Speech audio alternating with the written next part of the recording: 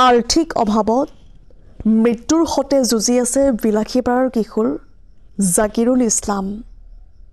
পথ দুৰ্ঘটনাত পতিত হৈ মৃত্যু শয্যাত এজন কিশোৰ।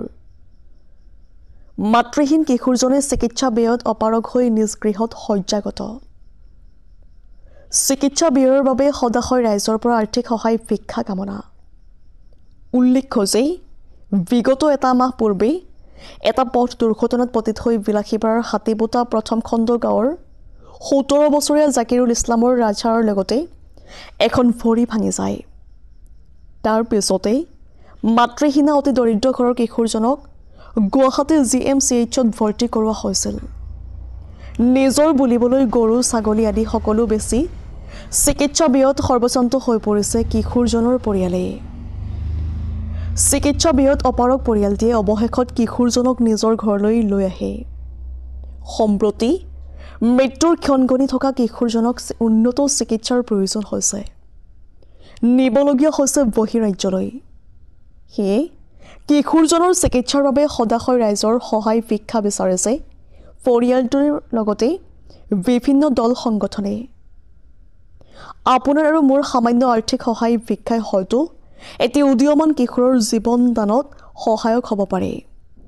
কিশোৰজনক সহায় কৰিব বিচাৰিলে SBI একাউণ্ট নম্বৰ 3211560269 একাউণ্ট নম্বৰত ধন জমা দিব পাৰে অথবা ফোনপে 9101740265 নম্বৰ মোবাইল ফোনত যোগাযোগ কৰিব পাৰে।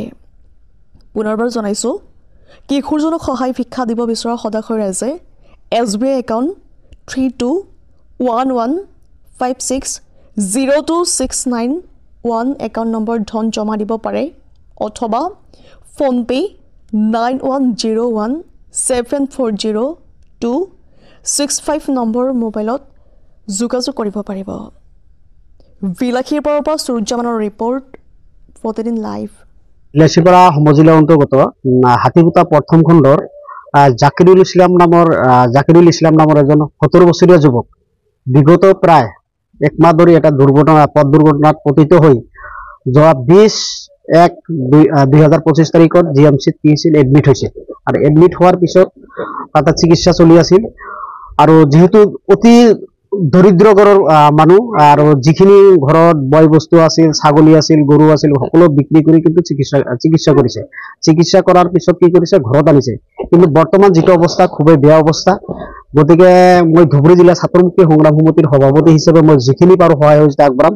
আৰু আমি আপোনালোকৰ এই সংবাদ মাধ্যমৰ যোগেদি অসমৰ সকলো ৰাইজক বিনম্ৰভাৱে অনুৰোধ জনাইছোঁ, যিটো ল'ৰাজন মাইনৰ কিশোৰ, গতিকে ল'ৰাজনক দেখিলে মোৰে মায়া লাগে, এনেকুৱা মানে অৱস্থা।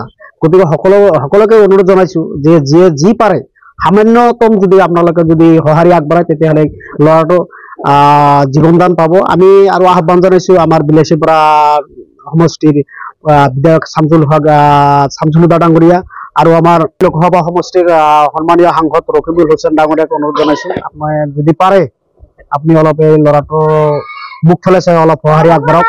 আৰু আমি আহ্বান জনাইছোঁ অসমৰ মাননীয় মুখ্যমন্ত্ৰী তথা স্বাস্থ্যমন্ত্ৰী ডাঙৰীয়াক আমি আহ্বান জনাইছোঁ যে ল'ৰাটোক মানে একদম দুখীয়া, যিহেতু দৰিদ্ৰ ঘৰৰ ল'ৰা, গতিকে যিয়ে যিমান পাৰে আমি সহায় কৰিবলৈ মানে কৰদৰে অনুৰোধ জনাইছোঁ। বৰ্তমান ঘৰতে আছে। পইচাৰ অভাৱত ল'ৰাটোক আকৌ GMCত বা উন্নত চিকিৎসা কৰাৰ কাৰণে যদি বাহিৰত লৈ যাবলগীয়া হয় তেতিয়াহ'লে পইচা নাই। সেইকাৰণে চিকিৎসা ব্যৱস্থা বৰ্তমান থমকি ৰৈছে। ল'ৰাটোৰ এটা ভৰি ভাঙিছে আৰু যিটো আমাৰ ৰাজহাড় আছে, মেইন যিটো ৰাজহাড় সেইটো ভাঙি গৈছে। গতিকে আমি সকলোকে অনুৰোধ জনাইছোঁ যিয়ে যি পাৰে সামান্যতম সহায়ৰ হাত আগবঢ়াওক। 20-30 দিনমান হ'ল এক্সিডেণ্ট হৈছিল। আমি বহুত কেইবাখন হস্পিটেলৰ পৰা চিকিৎসা কৰি তাৰপিছত GMCত লৈ গ'লোঁ। GMCত মানে পইচাৰ অভাৱত যিখিনি পইচা আছিল চিকিৎসা কৰিলোঁ আৰু এতিয়া মানে তাৰ পৰা উভতি আনি ঘৰতে মানে ল'ৰাটো মানে ছটফটাই আছে, মানে পইচাৰ অভাৱত চিকিৎসা কৰিব পৰা নাই। আমি সমূহ ৰাইজৰ ওচৰত এইটো অনুৰোধ জনাওঁ যাতে এই দুখীয়া ঘৰৰ ল'ৰাটোক মানে বয়স যিহেতু 15 বছৰ, যাতে আৰ্থিক সাহায্য কৰি ল'ৰাটোৰ মানে জীৱন ৰক্ষা কৰাৰ কাৰণে সবে সাহায্য আগবঢ়ায় তাৰ বাবে অনুৰোধ জনাইলাম আৰু ল'ৰাটো আঘাত ক'ত পাইছে? আঘাতটো হ'ল মানে এই কোমৰৰ যিটো হাড্ডি আছে দাঁড়াৰ সেইটো ভাঙি গৈছে আৰু ভৰিৰ এটা ভাঙছে আৰু হাতৰ এটা হাড্ডি ভাঙিছে মানে 4টা মান হাড্ডি ভাঙি গৈছে আৰু মানে পেচাবটো বন্ধ হৈ গৈছিল তাৰপিছত ব্লাড জমা হৈছিল এইখিনি এতিয়া বৰ্তমান মানে ঘৰতে টকাৰ অভাৱত ঘৰতে আছে বুলি সকলোৱে জানে ঘৰতে আছে ৰাইজক এইটো অনুৰোধ জনাওঁ যাতে 10, 20, 50 টকা কৰি দি যাতে আমাৰ এই ল'ৰাটোক মানে আৰ্থিক সাহায্য দি মানে চিকিৎসাৰ কাৰণে মানে সহায় কৰে, এটাই অনুৰোধ ৰাইজেৰ কাছে।